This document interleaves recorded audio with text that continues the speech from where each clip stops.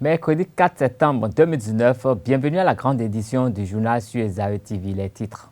Le Conseil des ministres de ce jour a examiné le compte-rendu de l'évaluation des enseignants ACE 2008. Des précisions dans cette édition. Les Inamovibles, l'œuvre lauréate du prix RFITA 2018, a été lancée ce mardi à l'Institut français de Cotonou. Retour sur les temps forts de cette cérémonie dans cette édition. Lancement ce lundi de l'édition 2019 de la distinction des meilleurs personnages sportifs de l'année. Les innovations dans un instant. Papa. Oui, ma fille. Tu sais, je t'ai dit qu'après mon bac, je veux devenir journaliste reporter d'images, non? Papa, tu penses m'inscrire où? Esaü. Esaü, papa. Waouh! Maman, maintenant que j'ai eu le bac, je veux faire les finances et trésors. Tu comptes m'inscrire où? Esaü, mon fils. Esaü? Oui, maman. Papa, Oui. tu sais qu'après mon bac, je veux être diplomate, non? Et tu comptes m'inscrire dans quelle université? Mais Esaü, naturellement. Esaü? À Esaü, vous êtes bien formé dans les filières comme administration du travail et de la sécurité sociale, administration générale et territoriale, administration des impôts, gestion des marchés publics, planification et développement local, droit et sciences économiques et de gestion. Esaü, c'est aussi sa télé numérique Esaü TV et son journal L'Informateur. Esaü, c'est à Bedjromédé, 3e rue après le carrefour 16 ampoules allant à Jericho. Numéro de téléphone 98 98 14 00 96 80 55 11 90 93 65 21. Esaü, l'excellence a un nom.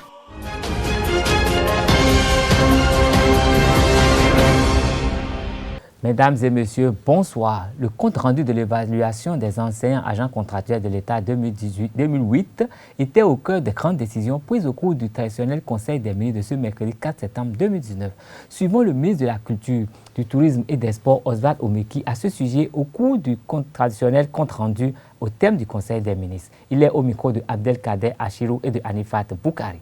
Le Conseil des ministres a pris acte du compte-rendu de l'évaluation diagnostique organisée le 24 août 2019 au profit des enseignants concernés.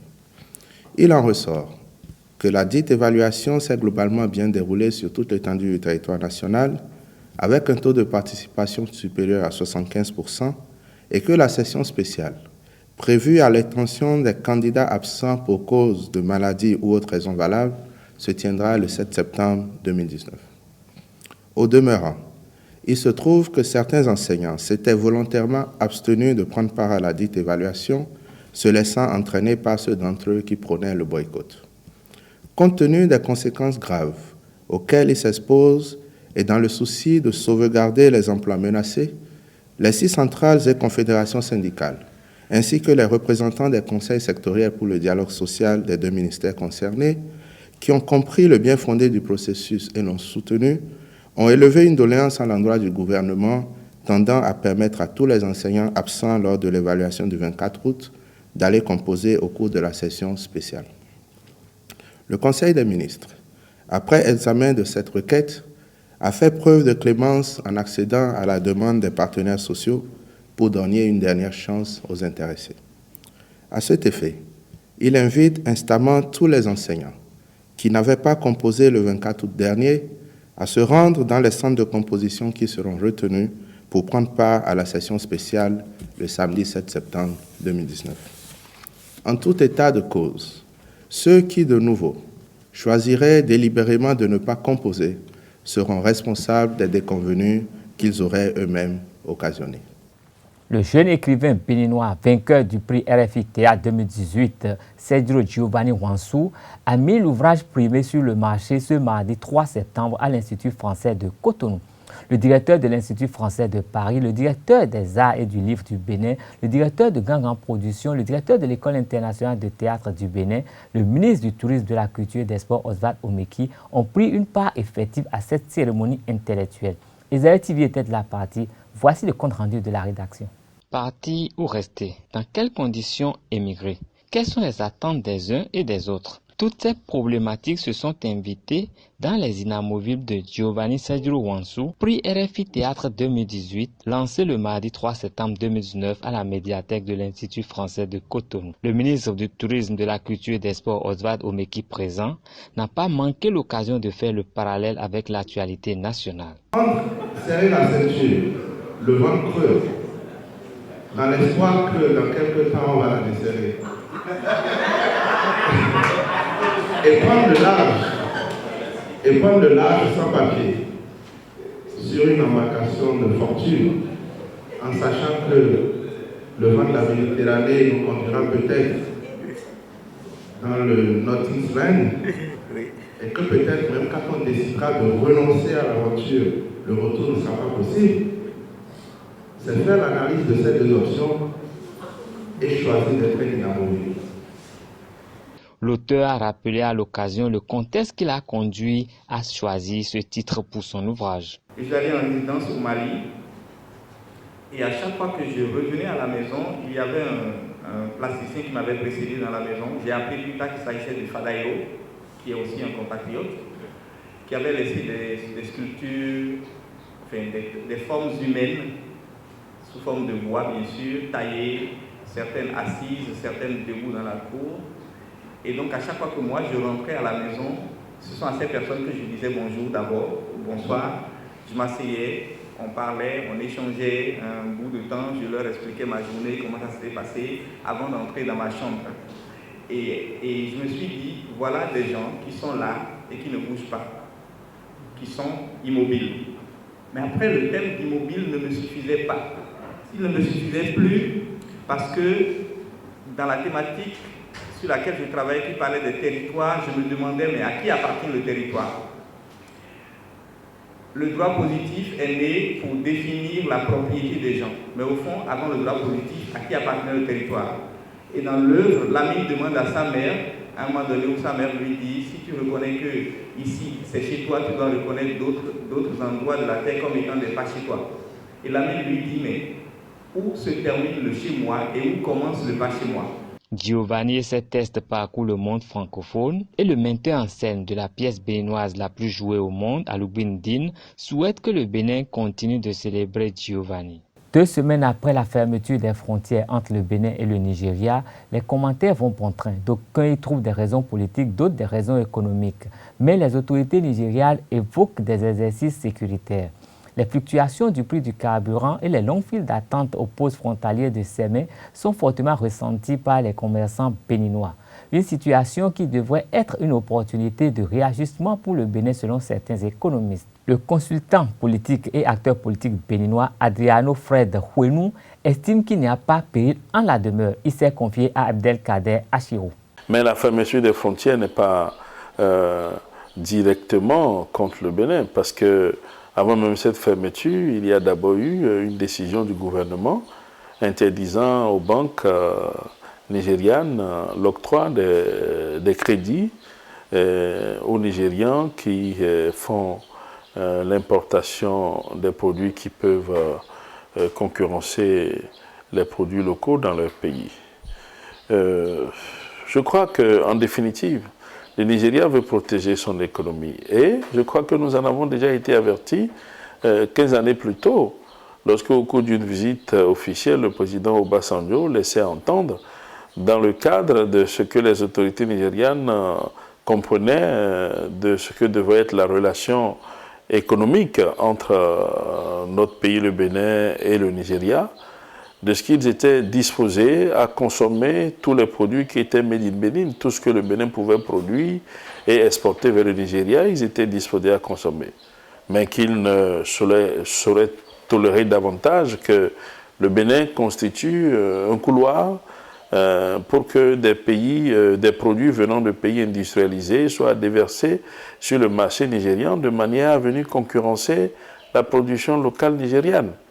Bon, donc nous avons eu 15 ans pour réfléchir à la mise sur pied d'une économie de production. Mais malheureusement, nous sommes restés dans notre économie que nous avions héritée de la colonisation, qui est une économie désarticulée, extravertie, de type néocolonial. Et nos efforts ont juste conduit à créer une économie de transit.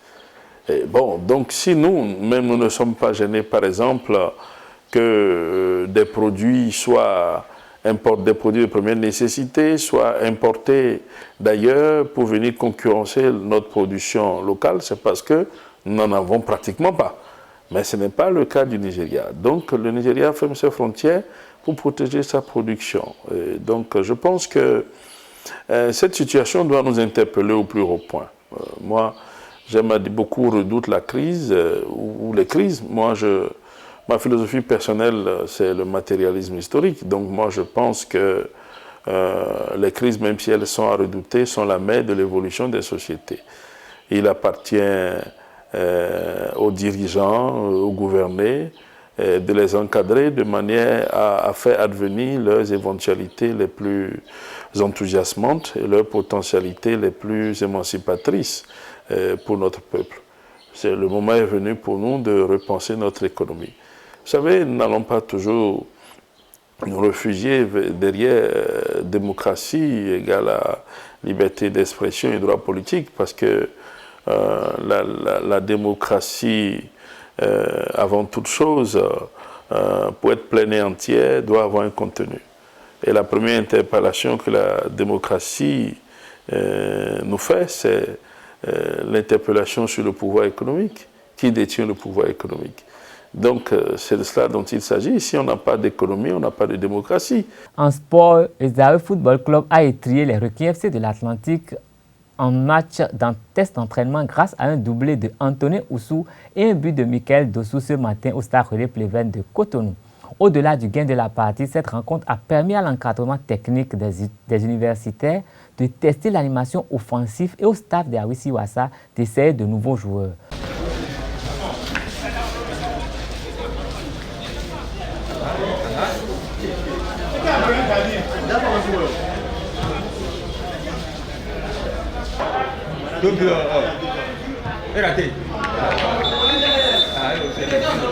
Nous venons de faire un match test d'entraînement contre les Requins.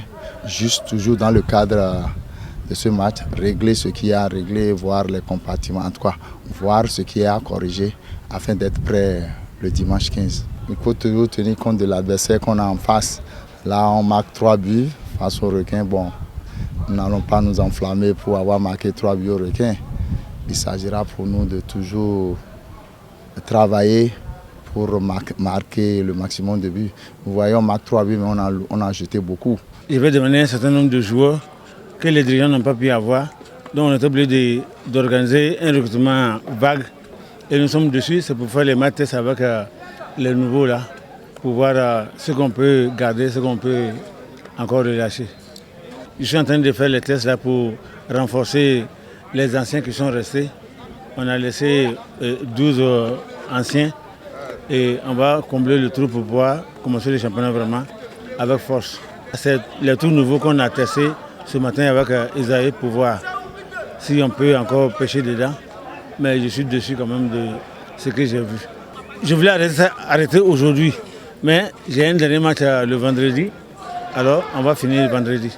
Le groupe JIP Sport Bénin a lancé depuis ce lundi le processus de désignation des meilleurs personnages sportifs de l'année 2019. Pour cette 4e édition, le comité d'organisation a apporté beaucoup d'innovations à la distinction. Son président, René-José Sabo, lève un coin de voile sur ses particularités.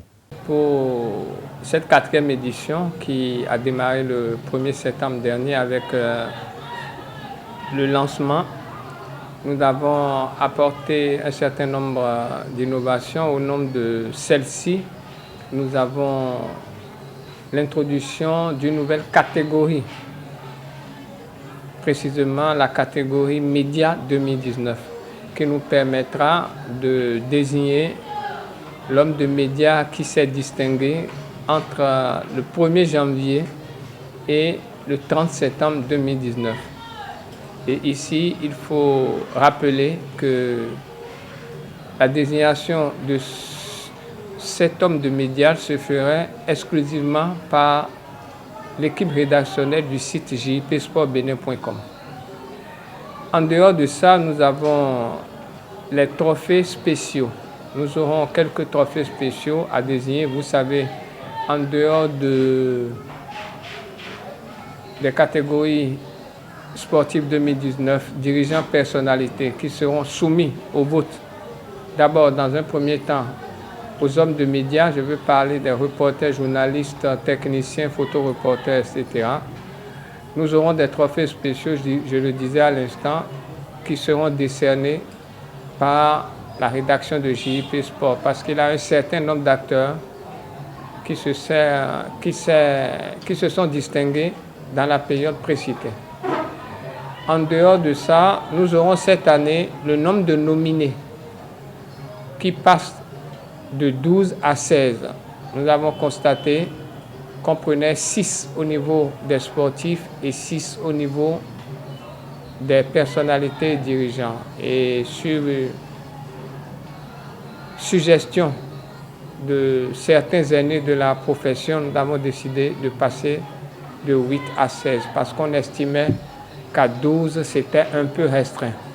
Le processus du vote a également subi une légère modification. Retrouvons une fois encore René-José Sagbo pour des précisions. Cette année, le processus de vote,